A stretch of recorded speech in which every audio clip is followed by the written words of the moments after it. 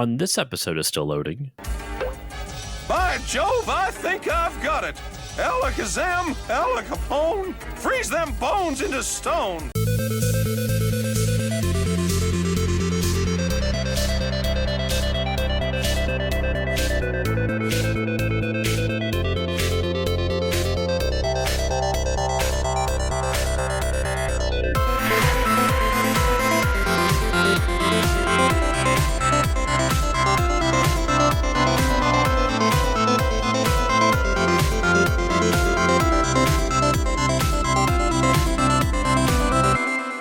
Hello, everyone, and welcome to this new episode of the Still Loading podcast. I'm your host, Josh Koval, and today on the show, it's more Captain N. And, of course, to join me to discuss everything N related, my co-host with the Mo-host, Dexter Morrill. Dexter, how are you doing today? Are you not entertained? I'm always entertained by Captain N. Yes, I'm stoked to be here. Can't wait. So this month we are discussing Season 3, Episodes 3 and 4. Episode 3 is Return to Castlevania. Episode 4 is Totally Terisized. And Dexter, I believe you have a personal connection to Totally Terisized, which did just a real quick as a teaser for when we get to that. Did it live up to what your memories of it were? Oh my gosh, it did. The pit of my stomach, I had a pit in my stomach. It returned while rewatching Totally Terisized.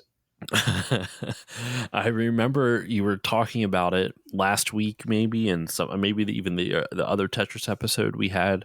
That you remember the Tetris stuff being super scary as a kid, but you didn't remember anything from that Tetris episode. So I'm very excited to hear your thoughts on this on episode 4, Totally Tetrisized. But before we get to that, we of course have to talk about episode 3, Return to Castlevania. So in episode 3, the episode begins with it zooming into the castle in Castlevania, which I guess is supposed to be where Simon lives, sort of. It's very bizarre because the castle, it appears to be a castle. When they zoom in, like it's a sitcom where you're just showing the exterior so people know where you're at. But then it goes to a theater, which does not look like it's part of the castle. It looks like it's part of the town. So maybe there's a town inside the castle walls. You know, that would have been a thing. But did you see what the sign for that theater said? The Simon Belmont Awards. In giant fucking letters. Like, those aren't letters that you swap out. That means that theater is just simply called the Simon Belmont Awards. And that's all it is used for. Only for Simon Belmont's award ceremony. I kind of wish it was called like the Belmontes or something like that. Like the Belmontes. But I think what they were going for with that castle, I think it was supposed to be like a castle town, like kind of like Castlevania 2, where it's almost like this all-inclusive area. It's an just all-inclusive resort. Yeah. The Castlevania resort. I'm going there. I'm going to book my tickets for that now. I mean, who wouldn't want to go there, man? You get to see Simon. You get to fight Dracula, probably even while you're sleeping. It'd be a good time because, he'll be awake. But so this episode begins with Simon receiving an award for being a hero. I mean, sure, I guess Simon's a hero, even though Kevin usually explains everything, saves the day more often than not. But he's receiving an award from, it's supposed to be something called the Poltergeist King, which is supposed to be like his ancestor, right? It's supposed to be one of his, like the ghost of one of his ancestors.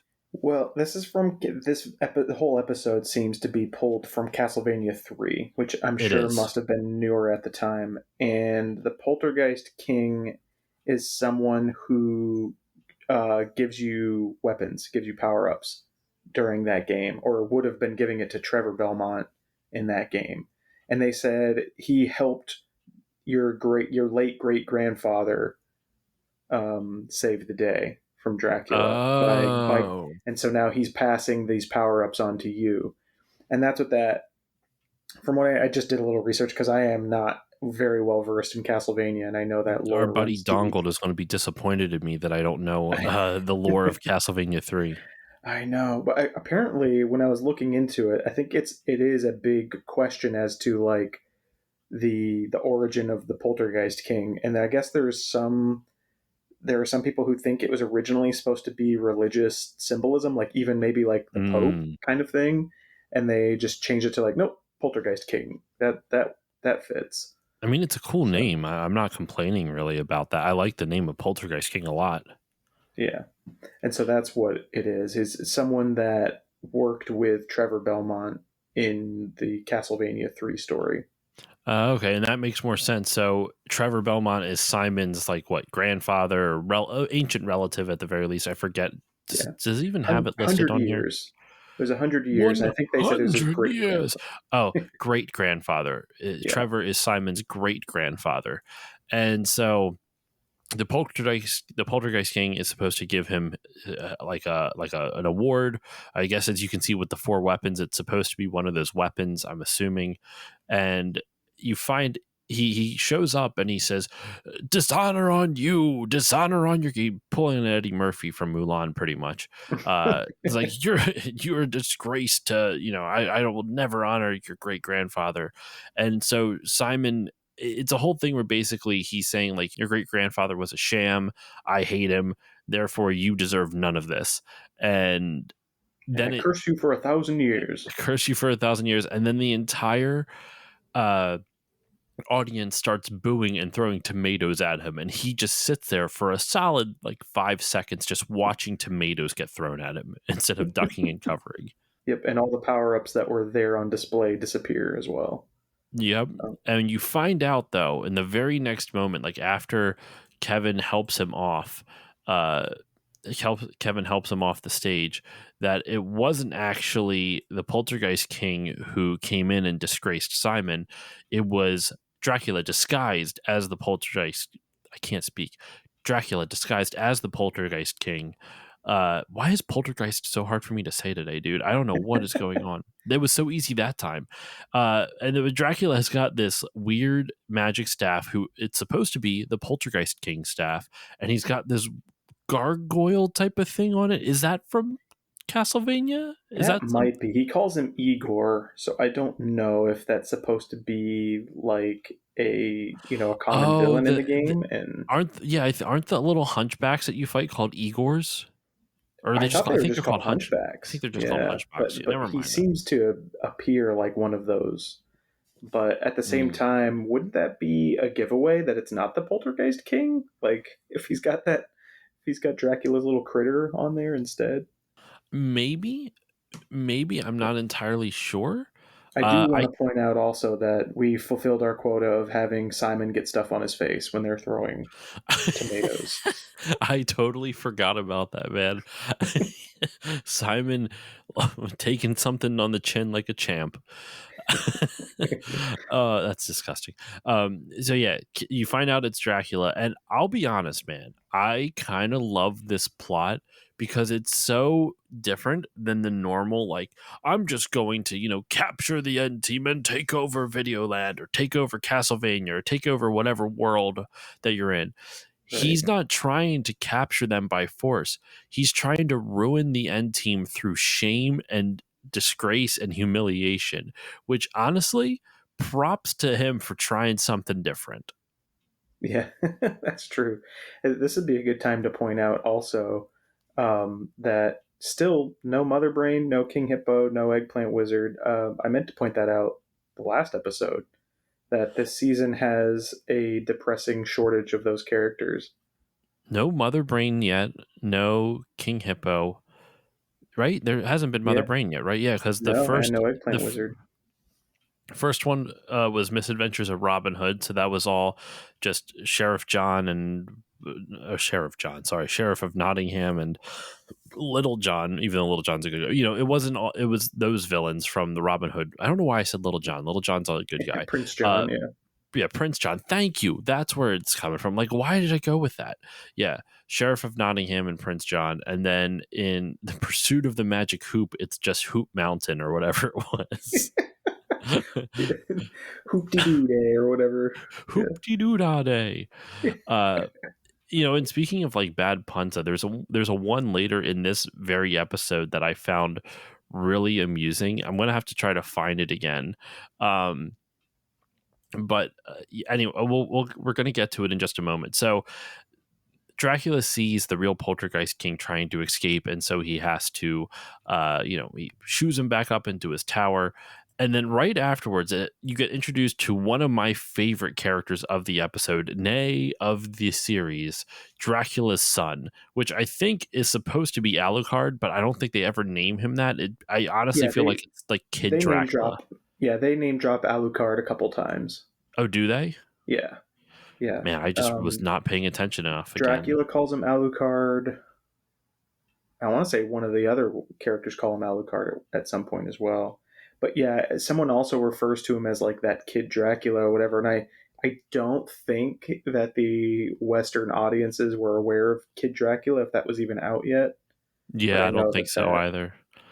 I do find it funny though that like because you can tell in this, all the animators and people, because if they were in their 30s making this, they grew up in the 50s and 60s, so they're dealing with greasers and stuff like that. So all the cool kids are always like greaser looking dudes with like the pompadour hair and sunglasses.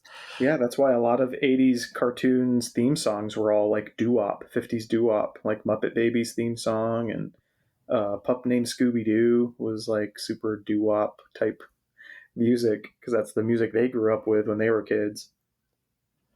Yeah, and I mean, there was a lot of 50s nostalgia in the 80s. I mean, look at Back to the Future. Like half the movie takes place in the 50s. Yeah. Did you notice that they actually have a more accurate Dracula character design now? He doesn't have the mullet. He doesn't have the yellow zoot suit. I miss the old design though. I know, me too. So like, especially when he transformed into bat form, I was like, oh, he doesn't have a mullet anymore. He has, I guess he kind of has a mullet, but it's not quite as like pronounced. He's got. So like I'm looking at a still of it. He does kind of have a mullet, but it's just not nearly as pronounced as the original design. He's got but kind I love of like a that flat top, and then it just kind of same thing.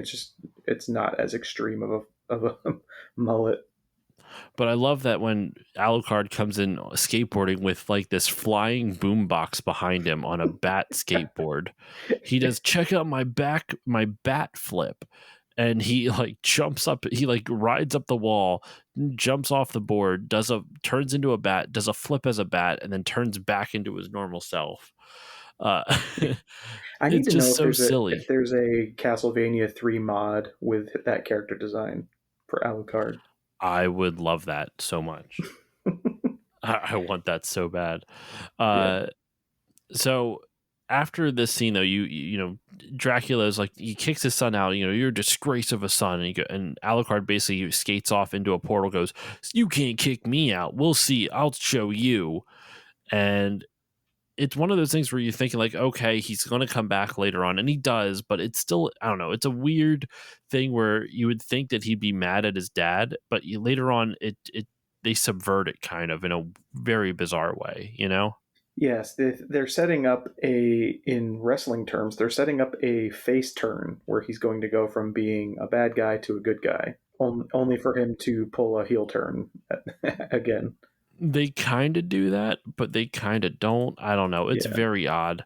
They don't commit to it. It happened. The transitions happen too quickly. Yes, very much so. But then we cut to Simon at his great-grandfather's grave, at Trevor Belmont's grave, and he's all sad. And this wizard shows up, and he basically just zaps Simon in the butt and be like, "Don't sit on the gravestone." Says, "Can't you see? It says rest in peace." And Simon's talking about, "Leave me alone. I just want to grieve my," he basically says like he basically talks about how he is now disgraced because apparently Trevor never fully truly destroyed Dracula, according to what obviously the propaganda Dracula propagated.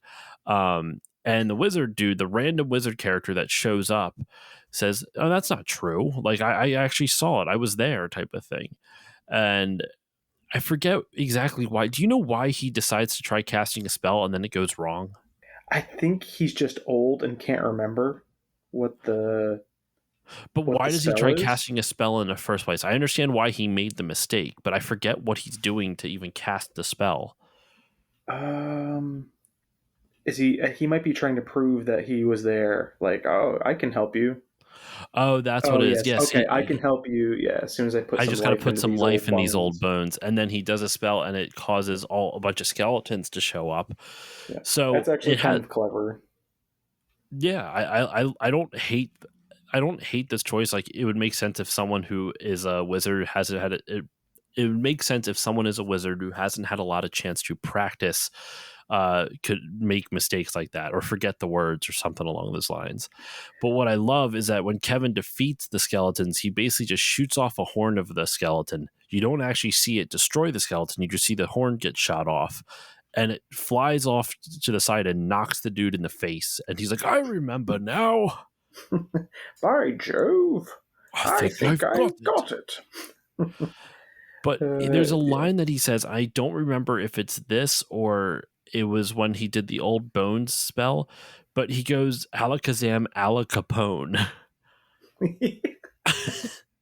Yeah. Yes, that was such a strange like rhyming pattern that they chose to do as Hmm. well, because three of the lines end with own. Yeah, Alakazam, Ala Capone, freeze those bones into stones. It's like Yes.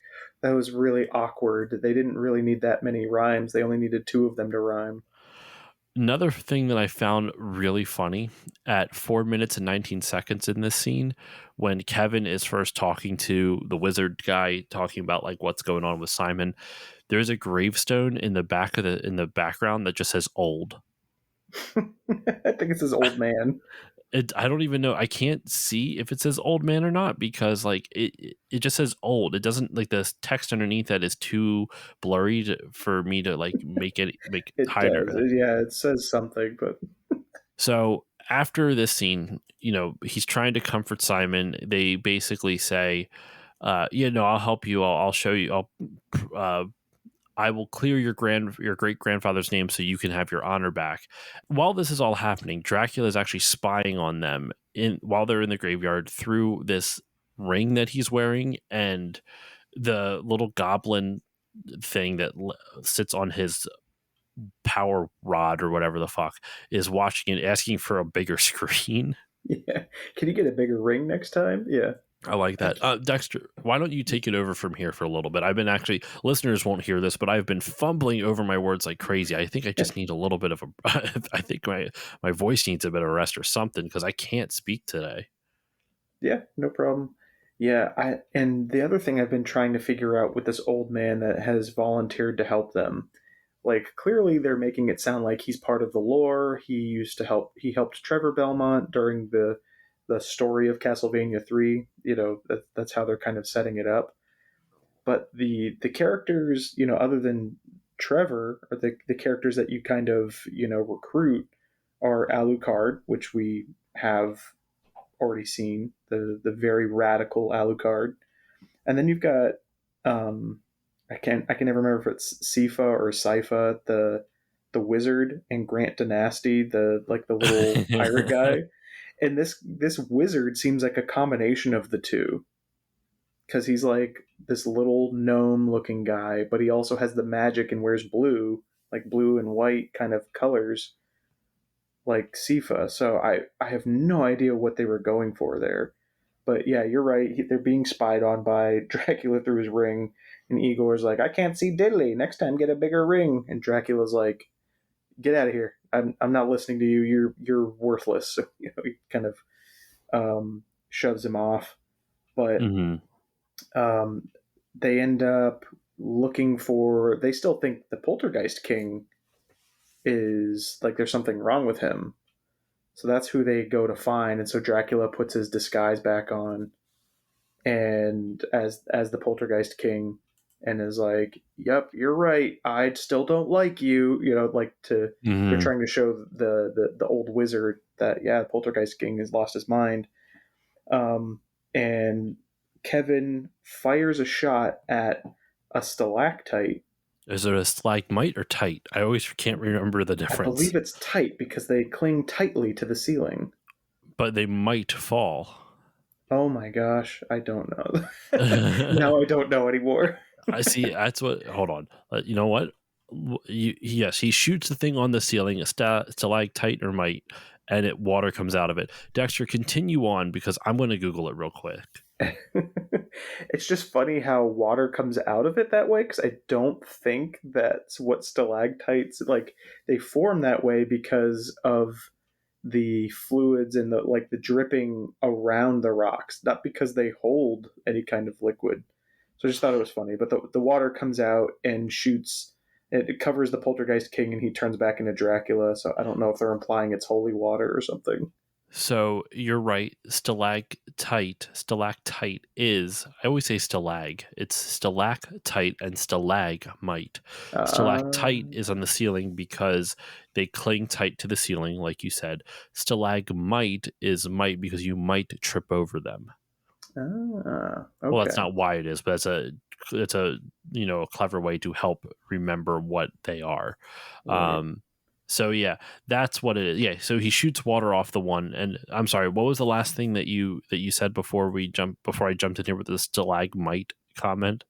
Oh, I just joked that, like, is there holy water? Like, 'cause why does that turn him back into Dracula?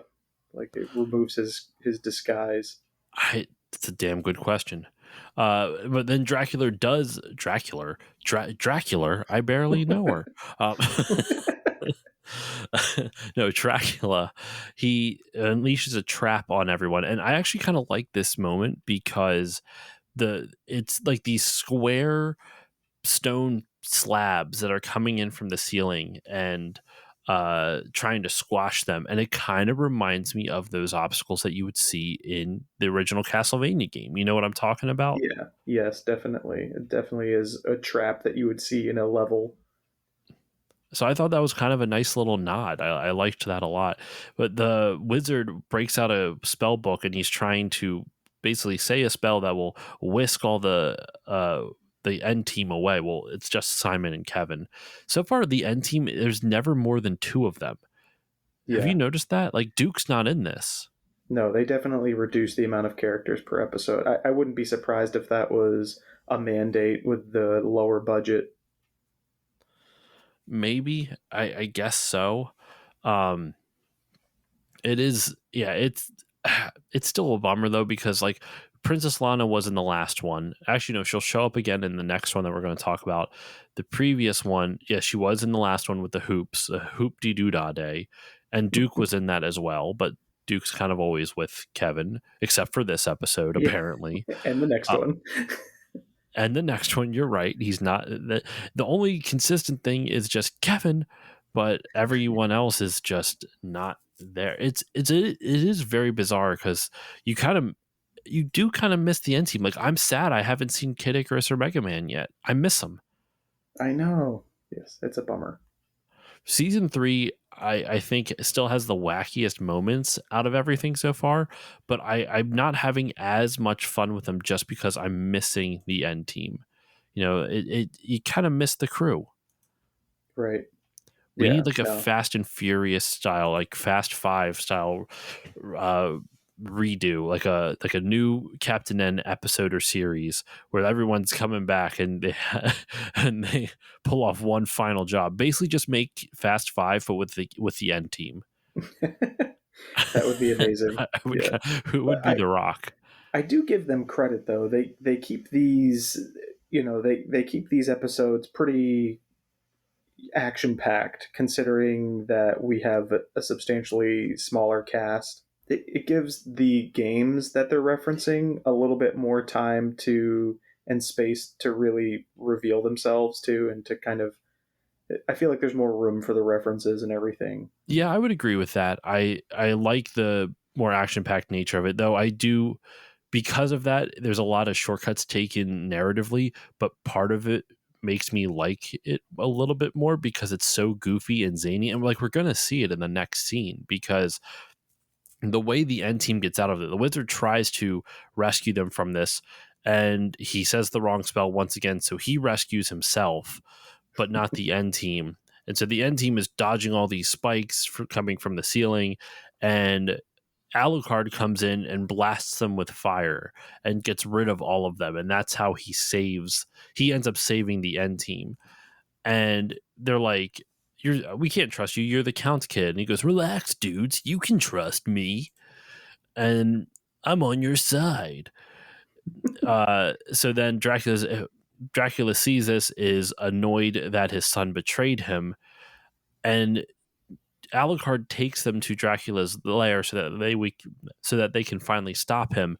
And Dracula shows up through a portal, and then all of a sudden, Kid Dracula or Alucard decides to just join his dad right there and then. And I'm like, what?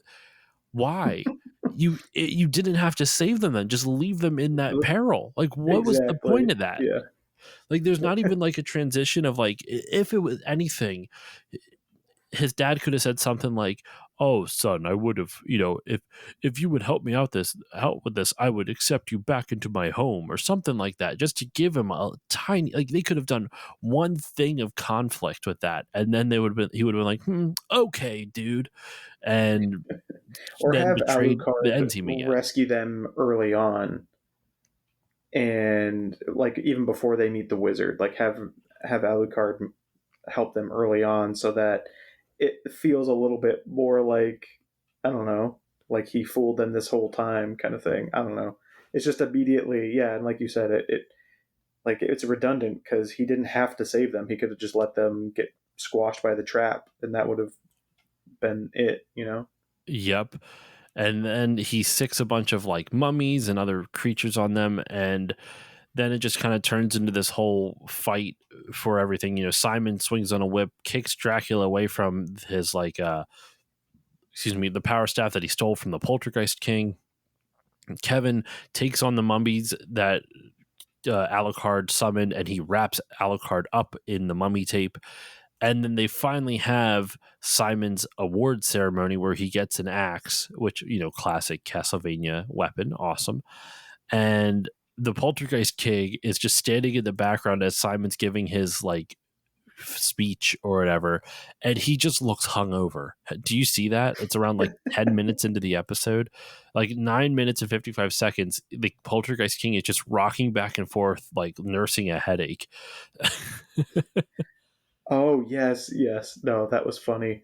I'm still getting over that when during the fight scene when Kevin takes on the mummies, he grabs all their wrappings, that he just floats up in the air. Like I'm sure they just didn't put that he pressed the D-pad up button, but he just kind of like holds onto the wrappings and then just starts flying straight up in the air. And I was like, what is happening right now? And it unwraps all the mummies, of course, classic cartoon. Of course, as you do. Yeah. That's how you dispatch mummies. You unwrap them and there's just nothing there anymore. And then he uses those wrappings to wrap up Alucard. But yeah, and then you see the Poltergeist King in the background. Like, I had a bad night. Or, since this is Dracula related, a bat night. Ha! Oh, Ha! hey. Oh, hey! Batman would approve. The puns are flying like a bat. That's not even good. But that's how the episode ends, though, is with shortly after that, where the Poltergeist King is nursing that headache, a bat headache. And sorry, that's not even a good one. Perfect for this show, though. It really is. It's fitting. And Simon's being super long-winded, and the wizard from earlier says, "Wow, he talks a lot." Kevin, I forget what Kevin says. He it runs in the Belmont family or something along those lines. I forget the joke that he says, but the wizard does a spell and it wraps Simon up, and everyone starts cheering. In the moment he gets wrapped up and stops talking, and that's how the episode ends. He just kind of is hopping in the middle of the stage at the Simon Belmont Awards Theater. Yes, perfect, classic, perfect. Every time I hear that word, I just think of that version from Street Fighter or whatever. Yeah. But yeah, so that's it for episode 3, Return to Castlevania. Real quick, Dexter, any final thoughts on episode 3 before we jump over to episode 4? No, I will say you're right that one felt the most different, especially for this season so far. Like it breaking from the mold, especially because this next one coming up is almost the exact same formula as the Hoop-de-Doo-Dah Day one, where they just are going through these challenges with someone who's like, aha, I've set up a game for you to play. And I believe it's the same writer too. Did Dorothy Middleton do the Pursuit of the Magic Hoop? I can tell you in just a moment. No, Matt Ewitz did, who also did Return Oh, to Castlevania yeah. that we just spoke about. Dorothy Middleton Interesting. did Tetrisized, Totally Tetrisized. She did The Misadventures of Robin Hood Woods. Wow. Okay. So I would not have guessed that. That's funny. And But yeah. she also did the first episode of season 2, Game Boy. I see. And you know Interesting. what? Because a lot of these writers have been around for the last 2 seasons, this season and last season. This one, Return to Castlevania, is Matt Owitz's last writing credit on Captain N, and the next Oh, one, shitting Totally it to you. Tetrisized, is Dorothy Middleton's last writing credit on Captain N. All right. So because obviously Jeffrey Scott, we love you, please come on the show. He did the entire first season, but season 2 is where it gets all over the place. Dorothy Middleton, David Ehrman, Sean Roche, Rick Merwin, Michael Maurer, Dennis O'Flaherty, who's going to have a couple more coming up, Matt Ewitz. Let's see if there's any others that I'm missing.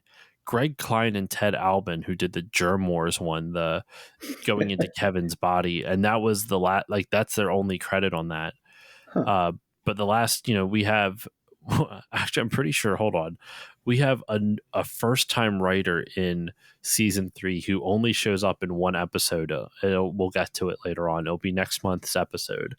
So that's kind of funny. Like they brought in actually in the final episodes also new writers. So they have people who wrote on season 2 for the first half of season 3, and then the last 2 episodes of season 3 are like, fuck that, new people. I do think I'd have to look more into how like writing television shows worked, but I do know that there's usually a writing team, and then they usually give an episode or two to like up and coming writers to give them some experience so that they have a chance to like join a writing team one day. And it's just kind of strange that they like, hey, you can have the last episode of the season. Like you'd never see that now. The last episode of the season is usually the showrunner because they have to make some kind of hook for the next season. Mm-hmm.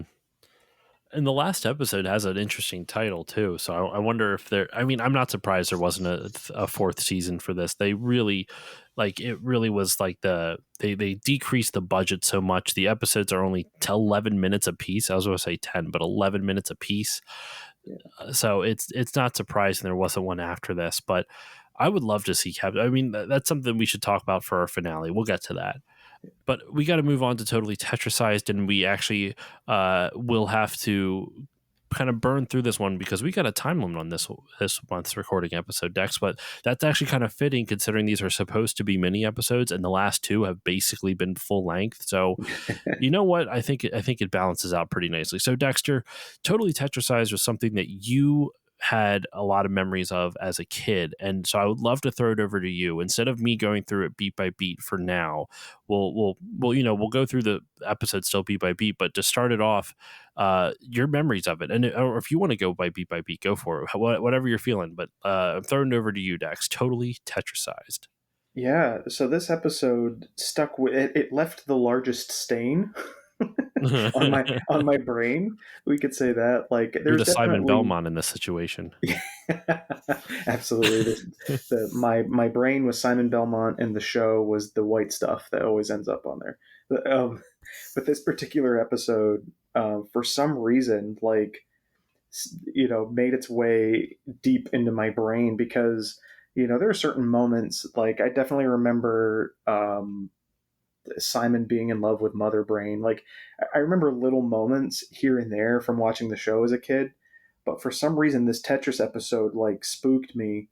And for some reason I thought that I know why. I thought the previous Tetris episode was the one, and I was like, I remember this episode like freaking me out, and this, watching it again, it wasn't really that big of a deal.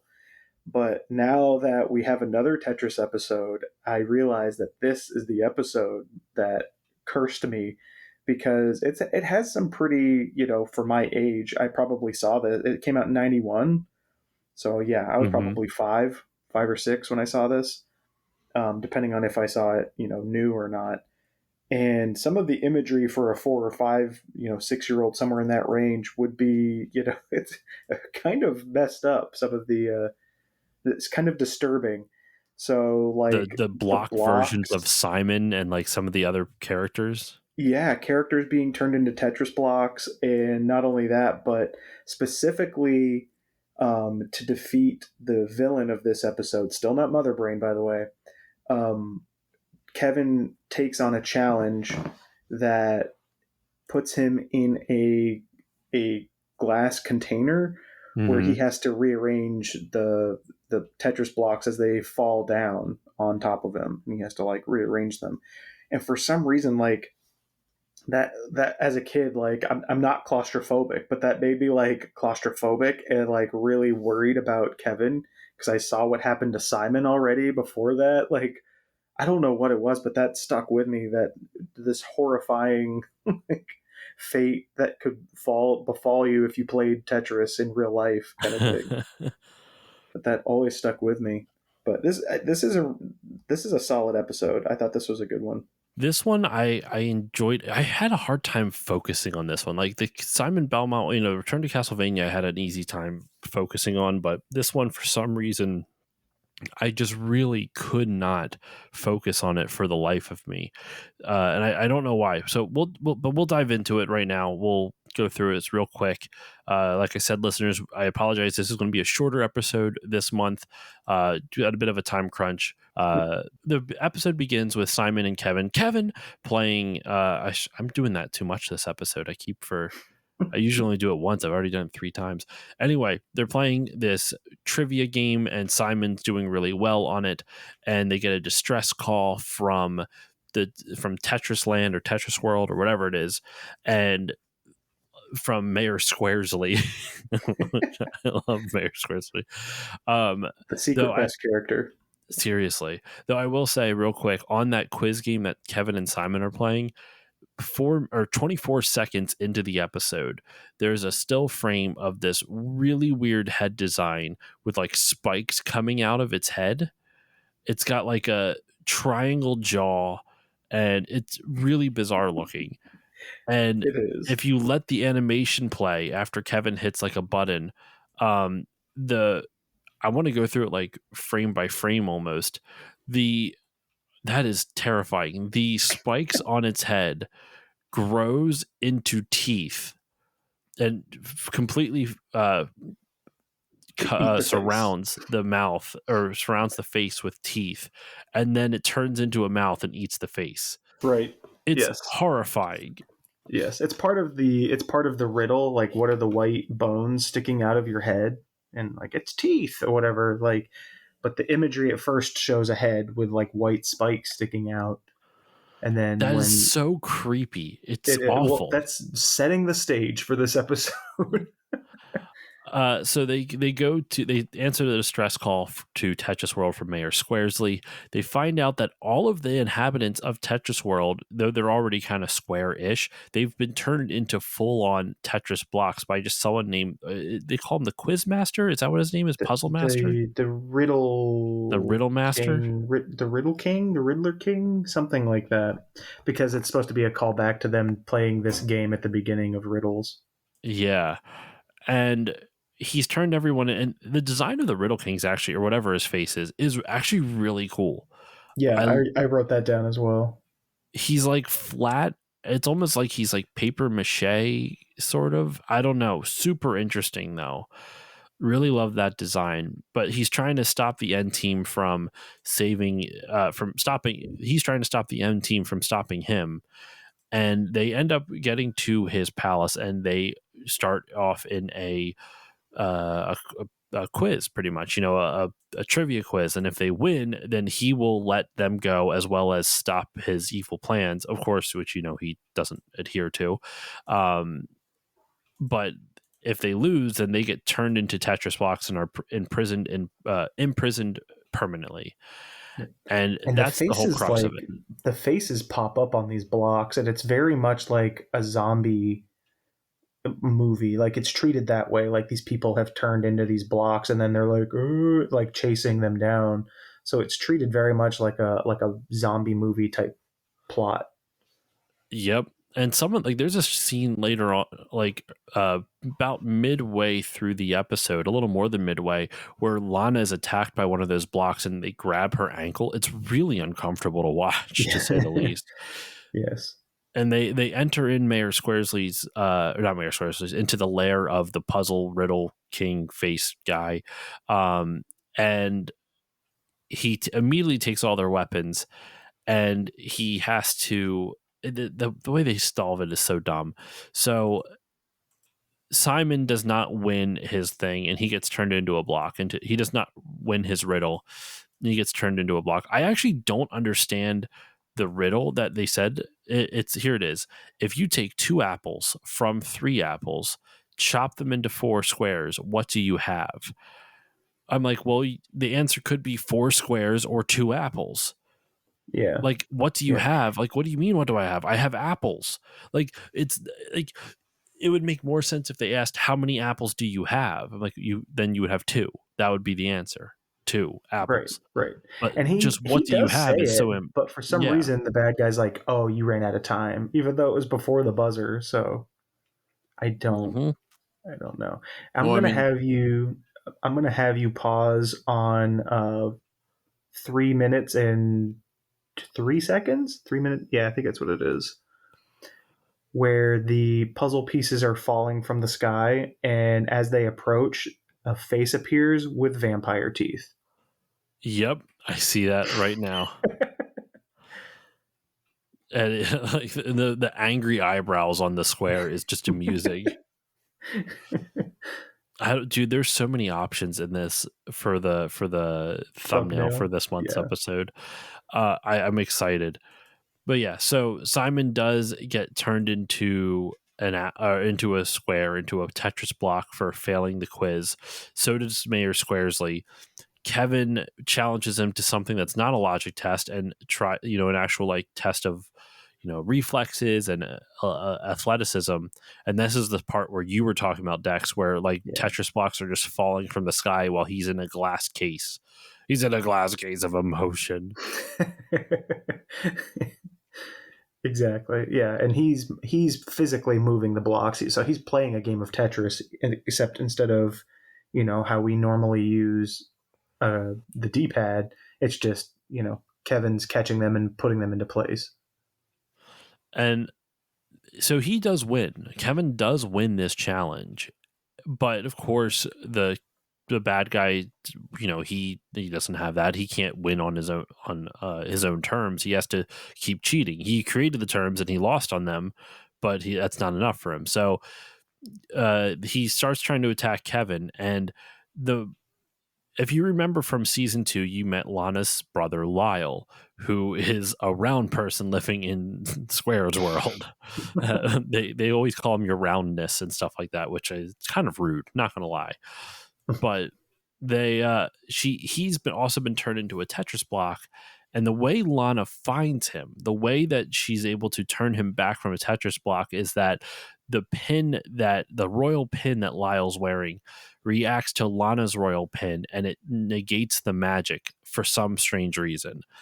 And when Kevin is about to get turned into his own Tetris block, they're like, well, it worked for us. Let's see if it works for Kevin. And they shoot their power at the Tetrisizer or whatever it is, and it deflects back at the puzzle master and then kills him. And that's how the episode dispatches of the enemy. He shouts no for like 5 seconds, and the entire time he's like pulsating. I was like, this is a really long take too. He's like, no, and like the whole time he's holding that, he's just like vibrating back and forth and then disappears like a normal video game. But I was like, this is a really long, like they were trying to add seconds to this episode. No, it's something I just noticed about the Puzzle Master's design. I really hope I'm saying his name correctly.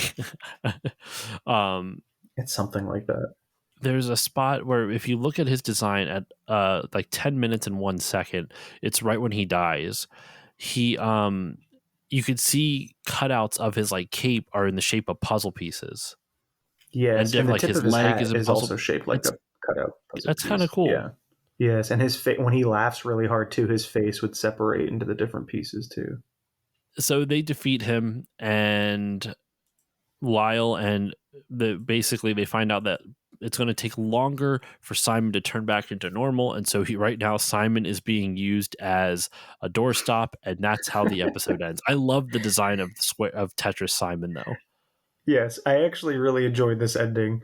It's as abrupt as all the other ones, but it's still ridiculous. Like, screw Simon.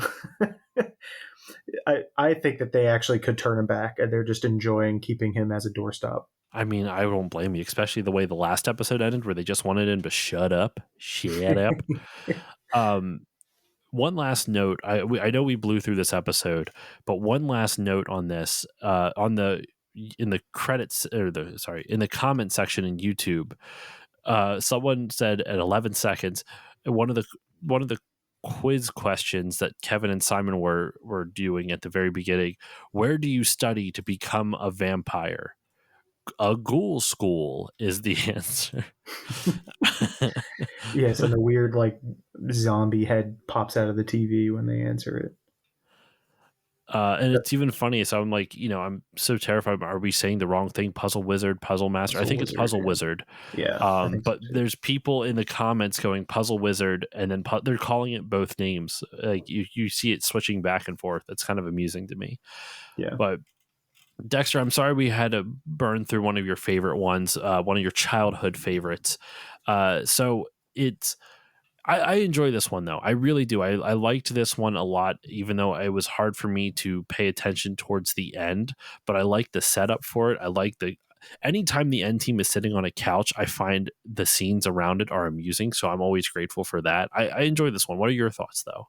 Yeah, definitely. I will admit that I was dreading season 3 when I saw the downgrade in visuals.